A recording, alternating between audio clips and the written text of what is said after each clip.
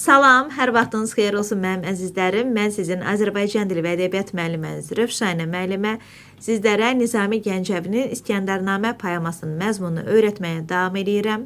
Qeyd edim ki, bu bizim bu mövzuda 4-cü dərsimizdir. Bundan əvvəlki 3 dərsdə artıq müəyyən bir qismlə tanış olmuşuq. Həm dərslikdə olan versiya, həm də ki, əlavə təqdim olunan versiyadan izahlar vermişəm. Hətta öz əlavələrimi də eləmişəm orijinaldan. Çünki olduqca maraqlı hissələrdir və bizə təqdim olunan hissələr arasında məna bağlılıq yaratmaq üçün o hissələri də mən sizin nəzərinizə çatdırmalıydım. Bu dəfəki dərsimizdə biz İskəndərin Bərdəyə gəlməsi və Nüşabə ilə görüşməsi başlığından danışacağıq. Qeyd edeyim ki, bu hissə dərslikdə təqdim olunub sizlərə, dərslikdə verilən hissədir. Ancaq gəlin görək İskəndər Bərdəyə gəlib çatana qədər nələr oldu. Biz ən son danışmışdıq Dara ilə İskəndərin müharibəsindən və mən sizə qeyd eləmişdim ki, Dara ölüm ayağında olarkən İskəndərdən 3 şey istəyir. Düzdür, demişdim ki, bu test predmeti olmur.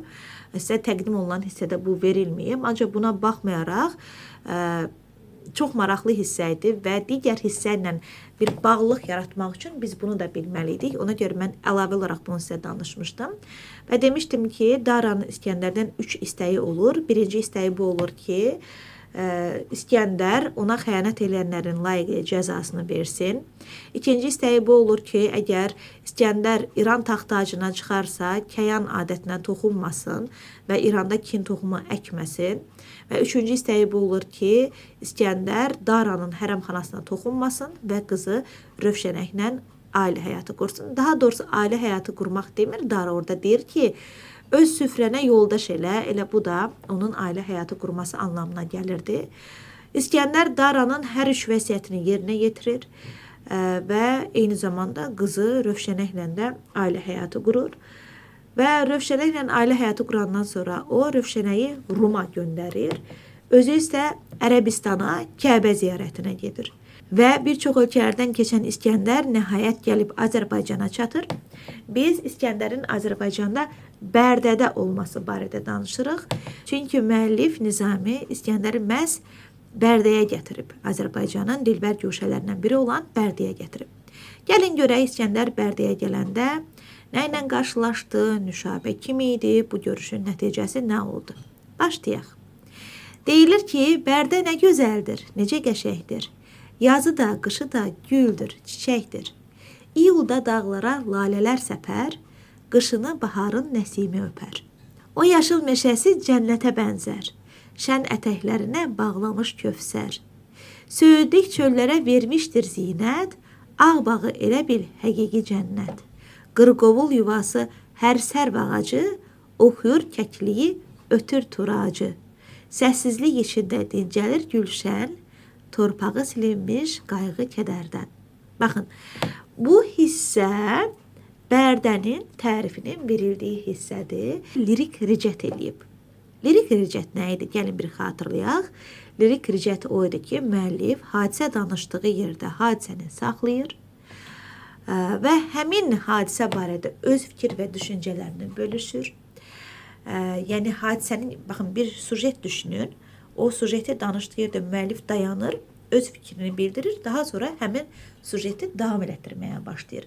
Həmin dayanıb öz fikrini bildirdiyi, öz hisslərini, öz təsiratlarını bildirdiyi hissə adlanır lirik ricət. Və Nizami bizə bu əsərdə İskəndərin səfərlərindən, hərbi səfərlərindən danışırdı. Və gəlib Bərdəyə çatanda bu sujetin bu hissəsində dayandı. Və bizə Bərdənin gözəlliyini vəsf elədi. İndi burada təqdim olunmayıb. Əslində, baxın, bu cümlə var. Deyir, torpağı silinmiş qayğı kədərdən.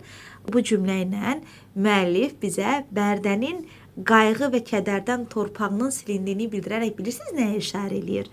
10-cu əsrdə, yəni 944-cü ildə Rusların Azərbaycanın bir çox şəhərlərinə eyni zamanda Bərdəyə hücumu və Bərdəni xarabalığa çevirməsi barədə fikrini bizə çatdırır.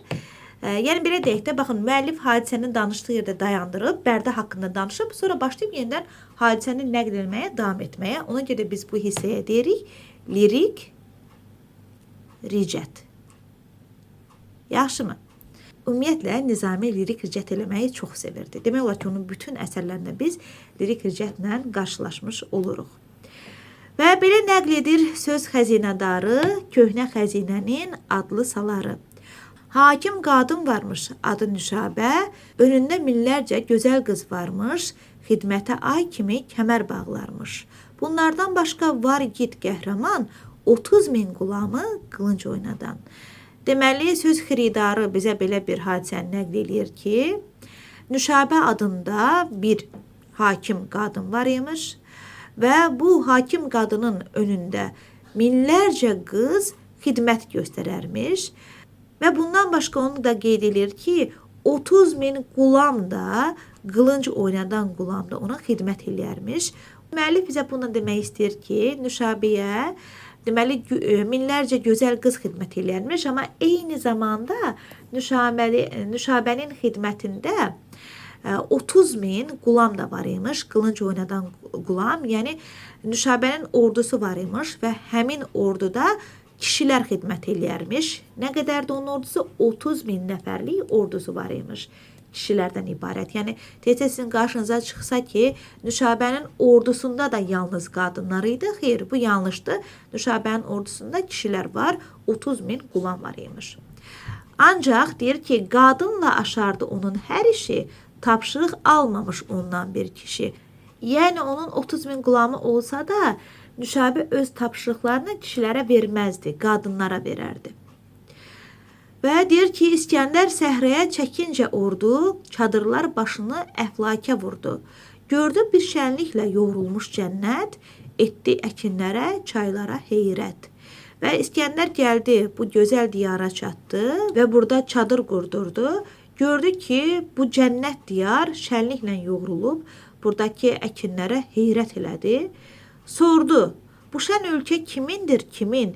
Kim burada padşahlıq edir, söyləyin. Dedilər, gördüyün bu var, bu yatır, bu gözəl torpaqlar bir qadınındır. Və İskəndər bu gözəl diyarı gördü, soruşdu ki, bəs bu ölkə kimindir, kim burada padşahlıq eləyir? Onda deyirlər ki, gördüyün bu var, bu dövlət, bu yatır, bir qadına məxsusdur. O qədər dindardır bu nazlı dilbər, öz cənnət köşkündə yatmaz gecələr. Nə gündüz əl çəkir can bəsləməkdən, nə gecə Tanrıya səcdə etməkdən. Vardır qapısında çox xidmətçilər, özünün işinin qeydini çəkər. Və İskəndərə məlumat verirlər ki, bu gözəl hökmdar eyni zamanda dindardır, öz cənnət köşkündə gecələr yatmır, ibadətlə məşğul olur, Tanrıya səcdə edir. Eyni zamanda qeyd edirlər ki, onun qapısında çox xidmətçi var və özünün, öz işinin qeydini məhz özü çəkir. İskəndər bu işdən şənləndi, ancaq o naxşı görməyə göstərdi maraq. O yerdə başladı istirahətə, bir neçə gün daldı eşə işrətə. Bunları eşidən İskəndərdə həmin bu qadın hökmdarı görməyə bir maraq oyanır, amma İskəndər dərhal Nüşabəni görməyə getmir. O yerdə çadır qurdurmuşdu axı o, başlayır orada bir neçə gün eşə işrətə vaxt ayırmağa. Hökmdar qadına verdilər xəbər, mübarək fal ilə gəlmiş İskəndər. Pərəstiş etməyə gördü hazırlıq, göndərdi padşahın adına layiq, hər çeşid yararlı, ləziz yeməklər, ürəkdən xidmətə bağladı kəmər. Və Nüşabəyə xəbər çatdırırlar ki, bəs böyük hökmdar, yəni İskəndər gəlib və Nüşabə də hazırlıq görür. Bu padşahın adına layiq cürbəcür ləziz yeməklər hazırlatdırıb göndərir İskəndərə. Padşahın kölündə açdı bahar tək, onunla görüşmək arzusu çiçək. Yol aldı saraya elçiyəm deyə, elə ki saraya çox yaxın gəldi, yolun zəhmətindən biraz dincəldi. Və İskəndər bütün bunları görəndən sonra onun Nüşabəni görmək marağı biraz daha artır və saraya yol alır. O saraya elçi qismində gedir, özünü elçi kimi təqdim eləyəcək. Görək nə olacaq? Xidmətçi qadınlar onu gördülər, qaçıb Nüşabəyə verdilər xəbər. Padşahlıq taxtına oturdu xoşhal, əlində ətirli gözəl portağal. Əmr etdi padşahlar ayini üzrə, İskəndər elçisi gəlsin hüzurə. Elçi çox sürətlə girdi qapıdan, qondu taxt üstünə o qorxmaz aslan. Belindən nə qılınc açdı, nə kəmər, elçi tək etmədi səcdə İskəndər. Və xidmətçi qadınlar Nüşabəyə xəbər gətirir ki, bəs gələn var və Nüşabə də padşahlıq taxtında oturur, əlində də portağal olur. Bəzən tez predmeti eləyirlər bunu, amma düşünürəm ki, yəni tez predmeti ola biləcək ciddi bir məsələ deyil bu. Nəysə, Nüşabə əlində portağal oturur taxtında və İskəndəri gözləyir. Və İskəndər elçi tək onun huzuruna gəlir. Ancaq axı bu İskəndərdir. Nə qədər özünü elçi kimi təqdim eləməyə çalışsa da, xislətini dəyişə bilməz, o öz xarakterini, öz davranışını dəyişə bilməz. O dünya fatihidir. Təsəvvür edin, bir dünya fatihi elçi qismində gəlib, istər-istəməz onun hərəkətlərindən o fatihlik özünü göstərəcək. Və elə belə də olur, İskəndər qapıdan çox sürətlə girir ki, elçi belə girməz qapıdan. Və belindən nə qılıncı açır, nə də kəməri açır. Halbuki gələn elçi hökmdarın huzurunda olanda öz qılıncını və kəmərini açmalı idi. Və bu İskəndər nə də elçi kimi səcdə eləyir. Yəni elçi gələndə qarşısında olduğu hökmdara səcdə eləməli idi. Ancaq İskəndərə bunlar yatdı axı. O heç vaxt elçilik eləməyib. Elçi deyil, o özü bir hökmdardır. Onun qarşısında hər zaman səcdə eləyiblər. İndi o başqasının qarşısında səcdə eləmir, çünki elçi deyil. Yəni özünü elçi kimi təqdim eləsə də elçi deyil. Nüşabə baxınca düşərək şəkkə, o bişmiş qızılı vurdu məhəkə. Diqqətlə baxınca tanıdı birdən, taxtında yer verdi, qəlbi oldu şən. Bildi İskəndərdir, dolaşır ona, taxtında oturmaq yaraşır ona. Və Nüşabə bu hərəkətlərdən şübhəyə düşdü və diqqətlə baxınca gördü ki, aha, bunun qarşısındakı elə İskəndərin özüdür. Sadəcə ora İskəndər Nüşabəyə nəsə dolaşır, yəni bir kələk işlədir Nüşabəyə. Və görək nə olur, deyir ki, sezdiyi bu işi açmadı ona, açarım var deyə bağlı qıflına. İskəndər bir elçi kimi davrandı, özünü olduqca o sərbəst sandı. Çox salam yetirdi, hey dönə-dönə, təkmil bir elçilik etdi özünə. Elə ki, yetirdi özündən xəbər, başını aşağı dikdi İskəndər. Və Nüşabə bu sezdiyi haldan İskəndərə xəbər eləmir, yəni hələ ki sakit qalır, bildirmir ki, qarşısındakının İskəndər olduğundan xəbərdardır.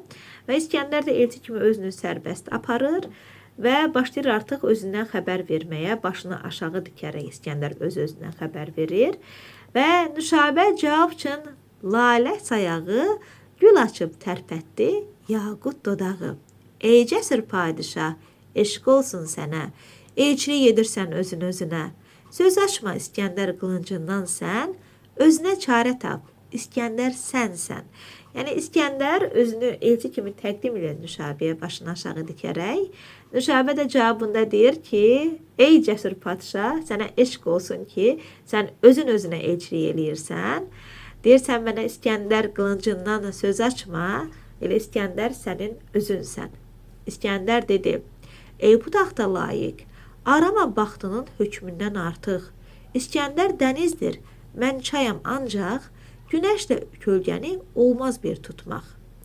Və İskəndər cavabında deyir ki, ey bu taxta layiq hökmdar, deyir, İskəndər dənizdir, mən çayam. Günəşlə deyir, kölgənin bir tutmaq olarmı? Yəni İskəndəri özünə əslində bir hökmdar olaraq dənizə bənzədir. Elçi olan İskəndəri bir çaya bənzədir. Və yenə hökmdar olan İskəndəri günəşə bənzədir.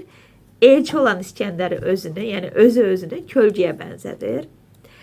Yəni belə deyək də danmağa çalışır İskəndər olduğunu. Ağıllı Nüşabə yenə dür saçdı, o gül dodağından qıfılı açdı. Qəlbimi bu qədər aldatmaq nədən? Yalan atını gəl minib çapma sən. Elçidə olarmı belə cəsarət? Hüzurda göstərsin bu qədər hiddət? Və Nüşabə də israr edir, deyir ki, sən deyir, niyə məni aldatmağa çalışırsan ki? Gəl bu yalan atını minmə. Elçidə heç bu qədər cəsarət olarmı? Elçi heç hüzurda bu qədər hiddət göstərərmi? Baxın, dostlar, bu nitqləri yaxşı-yaxşı yadda saxlayın ki, İskəndərdir dəniz çay məsələsini deyən, İskəndərdir günəş kölgə məsələsini deyən. İndi qarşıda baxacağıq, burada günəş palçıq məsələsi var. Bu nitqləri dəqiq yadda saxlayın. Yəni çaşdırıcı məqamlar məhz bu nitqlərdən verilir. Sizə səhv verirlər, iki nitqi birləşdirib verirlər və yaxud da ki, Nüşabənin nitqini İskəndərin adına verirlər və ya İskəndərin nitqini Nüşabənin adına verirlər. Ona görə nitqlərdə diqqətli olun, kimin nə dediyini yaxşı yadda saxlayın. Və görək İskəndər nə cavab verəcək? Deyir, tez verdi belə bir cavab İskəndər, bir tülkü aslandan gətirməz xəbər. Gözündə olsam da cəsur qəhrəman, İskəndər deyiləm, elçiyəm ondan. Baxın, bu tülkü aslan məsələsində İskəndər deyir. Nüşabə demir ki, bir tülkü aslandan xəbər gətirməz. İskəndər özü deyir ki, bir tülkü aslandan gətirməz xəbər. Deyir, mən sənin gözündə cəsur qəhrəman kimi görsənsəm də, əslində mən bir elçiyəm. İskəndər deyiləm. Nüşabə qızdı o aslan ürəyə, günəşi palçıqla suvadın deyə. Kənizə əmr etdi, ver baxsın deyə, padşahlar rəsmini öpən ipəyə. İpəkdə göstərdi ona bir bucaq, söylədi, əlində tut, diqqətlə bax. Bu surət, bu sima kimindir, kimin? Sarayda hörmətlə saxlarım, nə üçün? Və deyir ki, Nüşabə İskəndərin bu hərəkətindən artıq əsəbləşir. Qızdı deyir o aslan ürəyə ki, sən deyir, niyə günəşi palçıqla suvuyursan ki? Və kənizinə əmr eləyir ki, ver baxsın, nəyə baxsın? Baxın, Nüşabə ipək parça üzərində bütün hökmdarların rəsimlərini çəkdirmişdi. Bu, onun necə ağıllı və tədbirli biri olduğundan xəbər verir eyni zamanda. Və kənizinə əmr eləyir ki, həmin ipək parçanı ver, özü baxsın.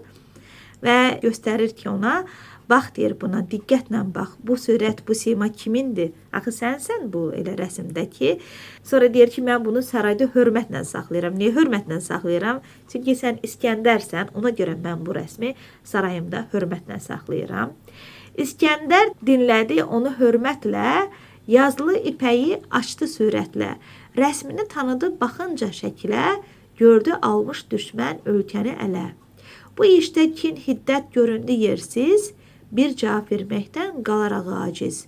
Qorxudan saraldı bir saman kimi, sığındı Allaha tutulan kimi. Və İskəndər ipəyi açıb görür ki, həqiqətən də həmin ipəkdə onun öz rəsmi əks olunub və İskəndər aciz qalır bu vəziyyətdə və ona bu məqamda kin, hiddət çox yersiz görünür və qorxudan bir saman kimi saralır. Baxın, o demək deyil, İskəndər qorxaq idi. Xeyr.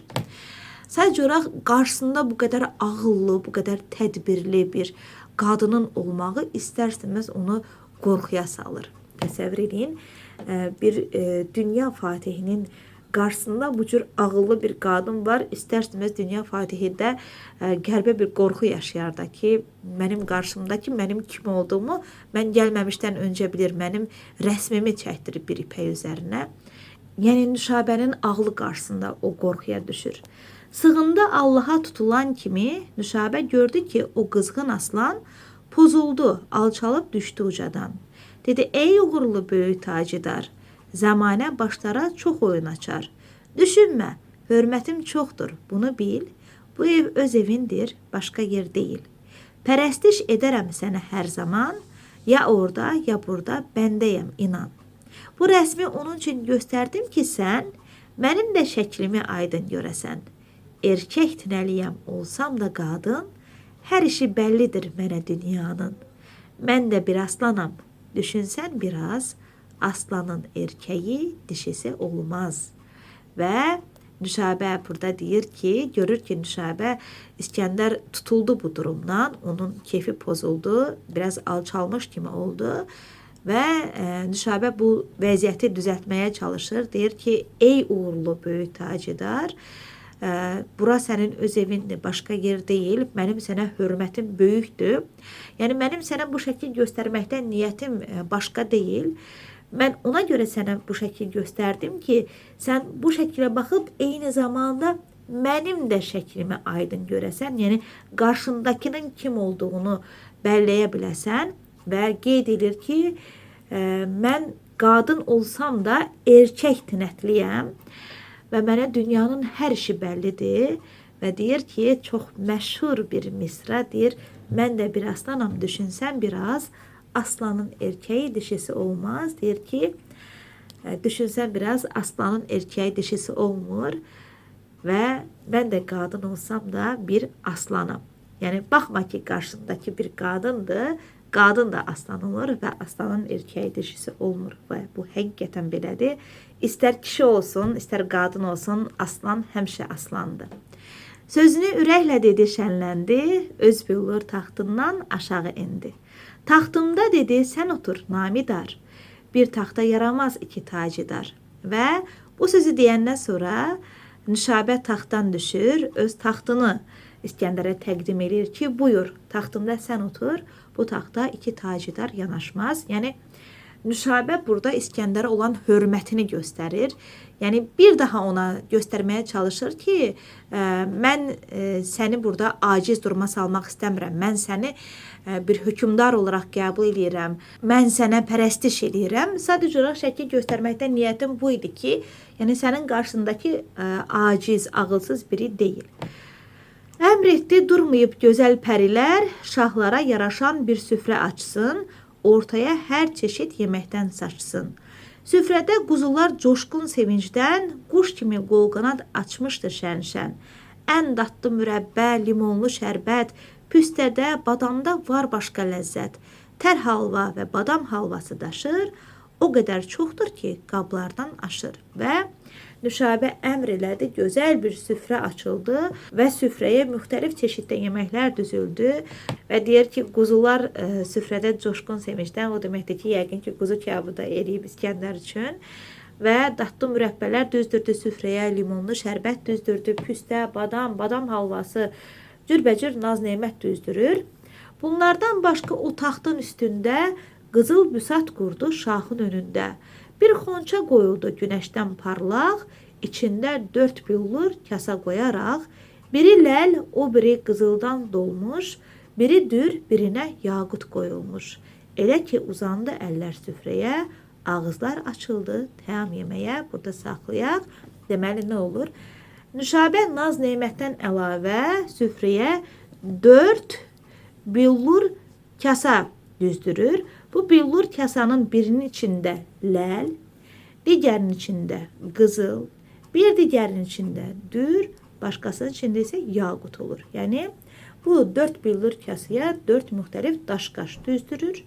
Görək, niyə düzdürüb bunu və deyir ki, elə ki, uzandı əllər süfrəyə, ağızlar açıldı təam yeməyə. Nüşabə dedi ki, ey böyük hökmüran, yeyiniz ən dadlı bu xuruşlardan. Və Nüşabə təklif edir ki, bu dadlı nemətlərdən yeyin.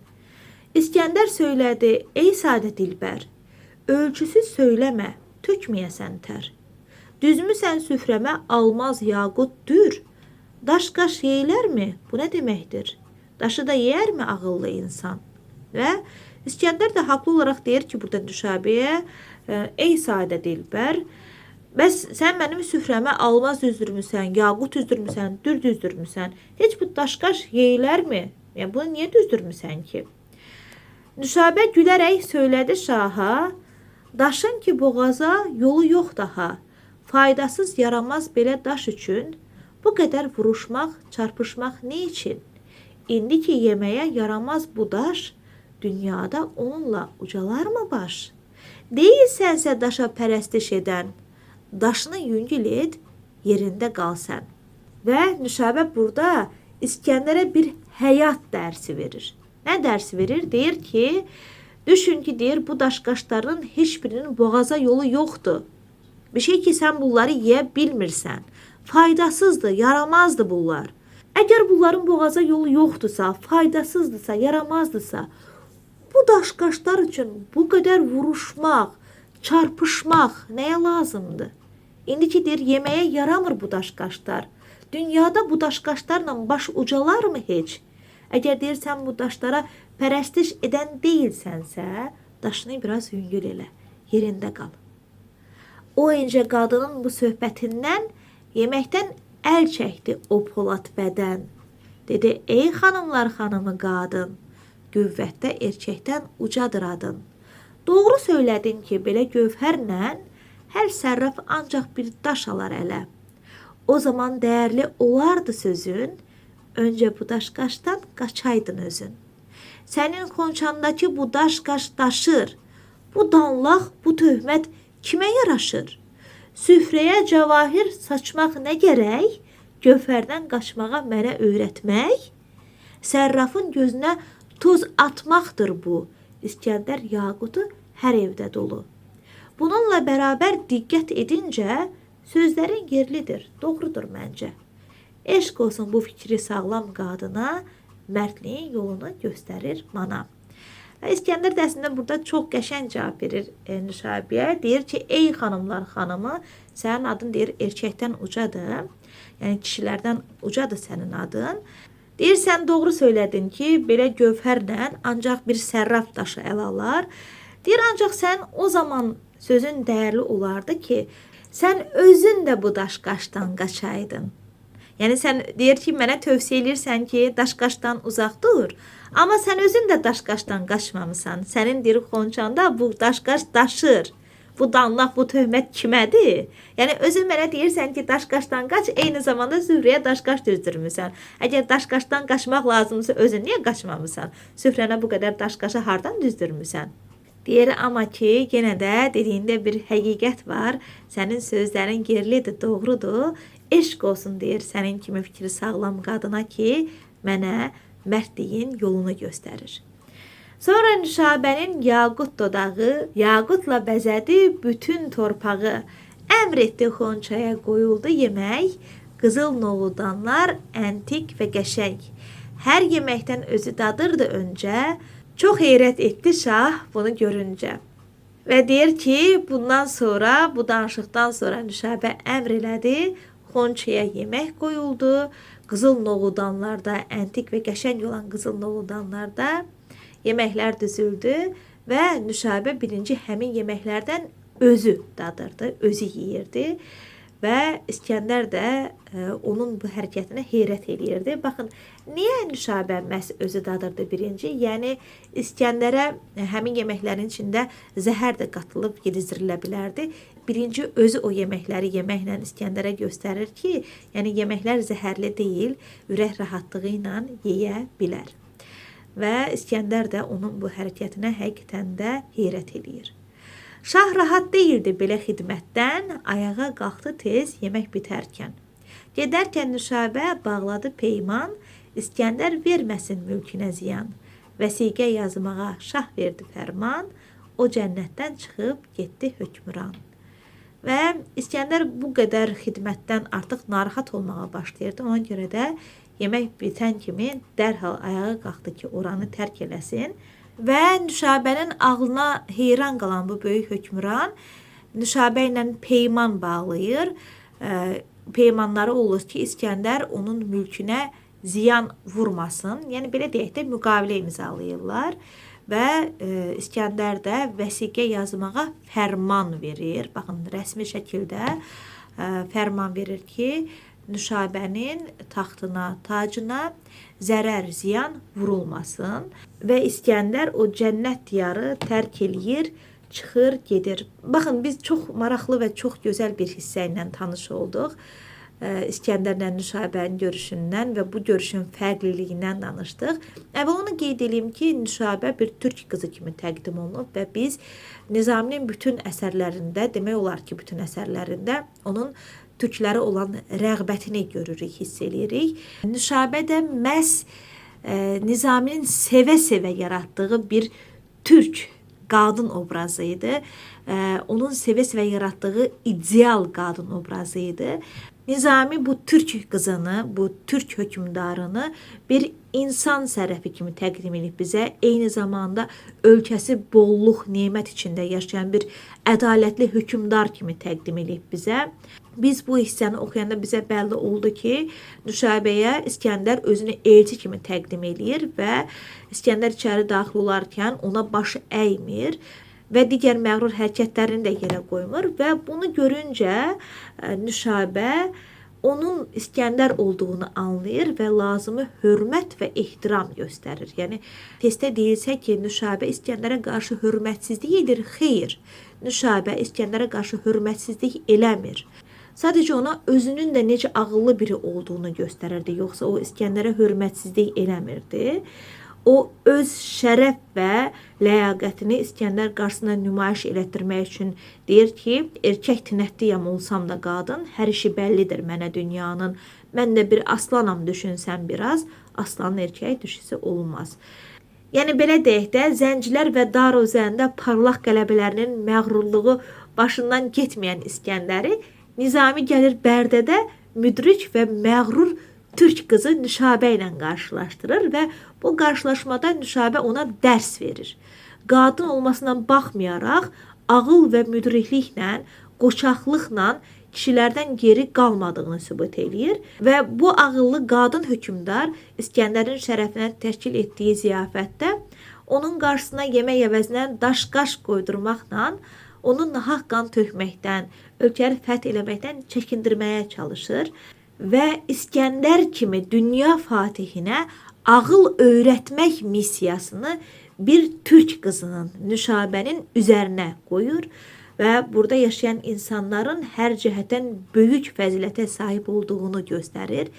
Yəni Nizami bu yola əl atmaqla eyni zamanda türklərin qüdrətini də göstərmiş olur və Nüşabənin ağlına, müdrikliyinə heyran qalan İskəndər onunla peyman bağlayır, çətinliyə düşərsə kömək etməyə hazır olduğunu bildirir və Bərdiyə ziyan vurmadan oradan uzaqlaşır. Yəni biz bu hissədə Nüşabənin İskəndərə sözün yaxşı mənasında necə meydan oxuduğunu görürük və böyük bir hökmdara dünya fatihinə necə dərs verdiyini şahidi oluruq. Və dərslikdə olmayan bir hissə deyəcəm sizə. Çox qısa danışacağım, vaxtınızı çoxalmayacağım, maraqlı hissədir.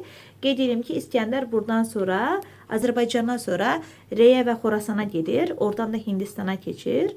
Orada da əmin-amanlıq yaradandan sonra gedir Çinə və o Çin xaqanını tabi olmağa çağırır. Ondan 7 illik vergi tələb edir və xaqan bu tələblərlə razılaşmır, müharibəyə hazırlaşır və daha sonra xaqan alim libasında İskəndərin yanına gəlir, onun qüdrətini, bacarığını öyrənmək istəyir və görür ki, İskəndər igid, qorxmaz sərkərdədir və buna görə də xaqan, yəni Çin xaqanı ondan müharibə eləmək fikrindən çəkinir. Xaqan İskəndərin şərəfinə ziyafət düzəldir və bu məclisdə Çin və Rum nəqqaşları yarışır. Xaqan İskəndərə qiymətli hədiyyələr, eyni zamanda çox gözəl istedada malik olan bir kəniz hədiyyə eləyir.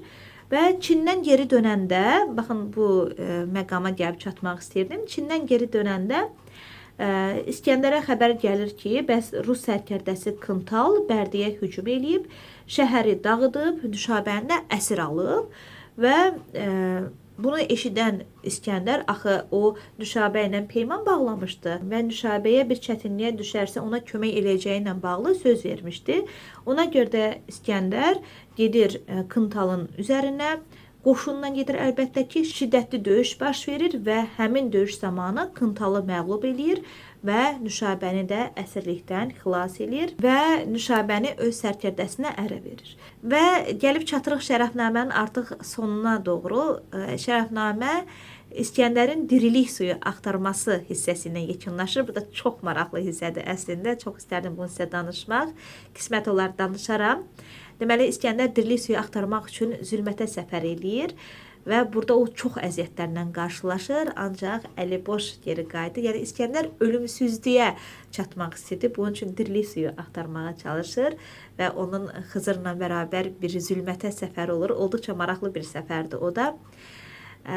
Və o səfərdən əli boş qayıdır. Yəni dirilik suyunu tapıb içmədən geri qayıdır və qayıdır öz ölkəsinə. Bununla da Şərəfnamə hissəsi yekunlaşmış olur. Yəni biz sizlə artıq Şərəfnaməni bitirdik. Demişdik ki, İskəndərnamə 2 hissədən ibarətdir. Şərəfnamə və İqbalnamə. Bununla da Şərəfnamə hissəsi yekunlaşır. Qaldı İqbalnamə. İqbalnaməyə də biz gələn dərsdə baxacağıq. Yaxşımı? Bu qədər diqqətiniz üçün təşəkkürlər.